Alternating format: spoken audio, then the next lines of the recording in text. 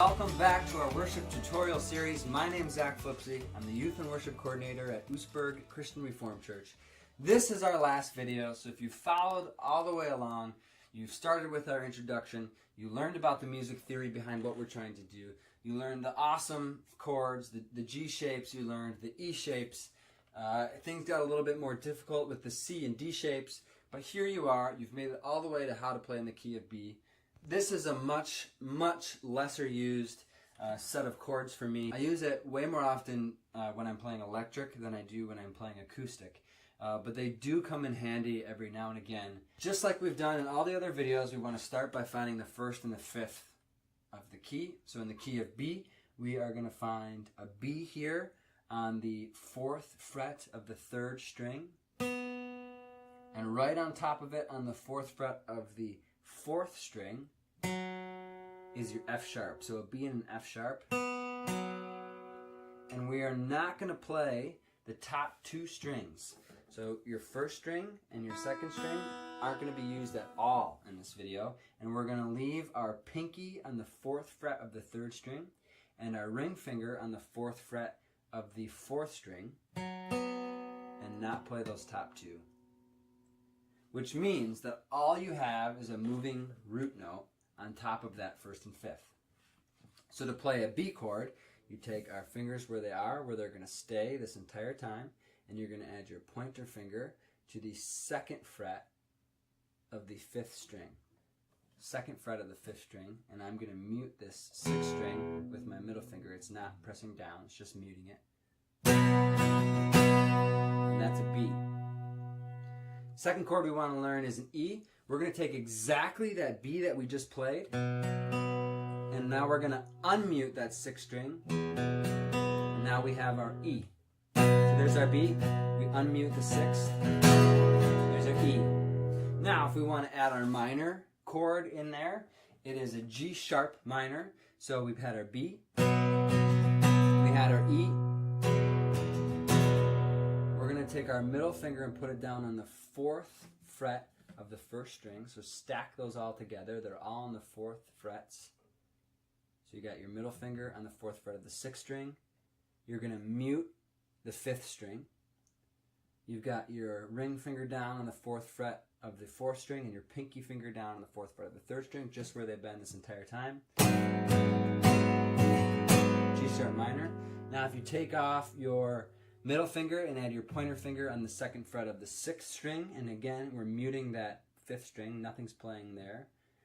Now we have a F sharp. Now you might say, why did you save this for last, and why do you think it's so difficult? It's not difficult because your fingers are moving so much, because really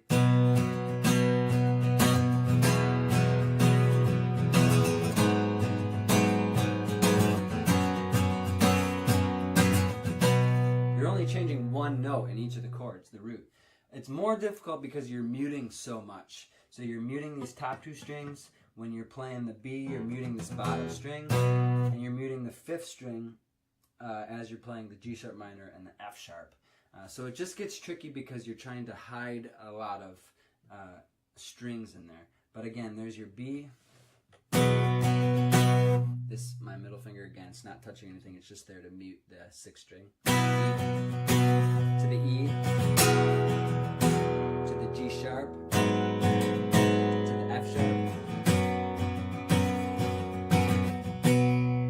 Occasionally, that 5th chord that we talk about sometimes will be a C sharp minor that you'll get thrown in there. So all you're going to do is go from the B, you're going to put your middle finger on the 4th fret of the 5th string, and you're going to mute the 6th string. So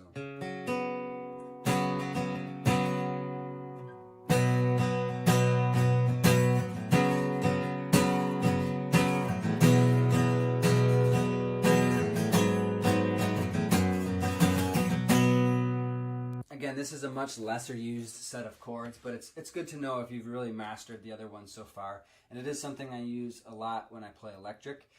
Because the electric doesn't get too busy then. You're just changing that root and keeping that 1st and 5th there, which is, again, really important to worship music, which is just simple pop music.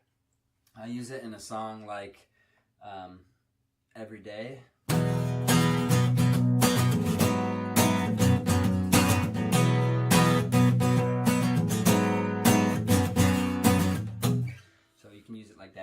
This is another set of chords that capos pretty well. It works pretty good.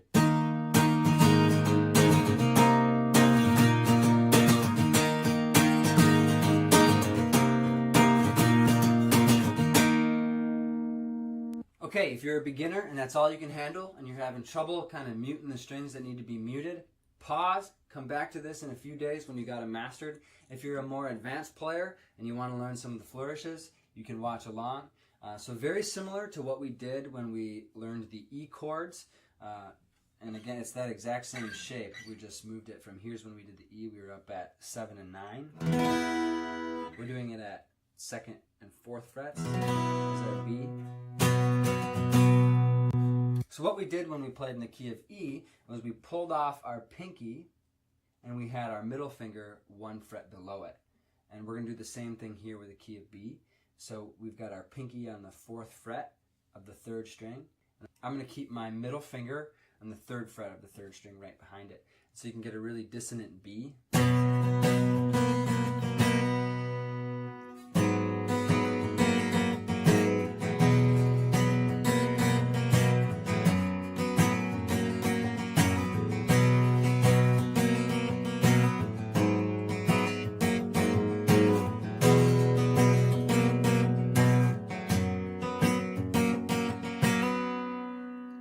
So you're just playing around with the 3rd fret and 4th fret on the 3rd string. Thanks for watching through this worship tutorial series. I hope it was useful to you. Keep practicing, keep working on it. As always, if you have questions, leave them in the comments. I'll do my best to address those. I hope these videos made some sense to you. I hope they were useful to you. And I pray God's blessing on those of you who are working to be part of a worship team, either here at Oostburg CRC or wherever you find yourself. It is a blessing to you to be part of a team and to lead worship like that, but it is also a very serious calling, and I hope you're taking it seriously. God has gifted you, if you've made it through this series and these chords are making sense to you and they're coming easy to you, God has gifted you with some really great gifts and some really useful gifts, and I hope you put them into use. This has been fun. Thanks for watching along.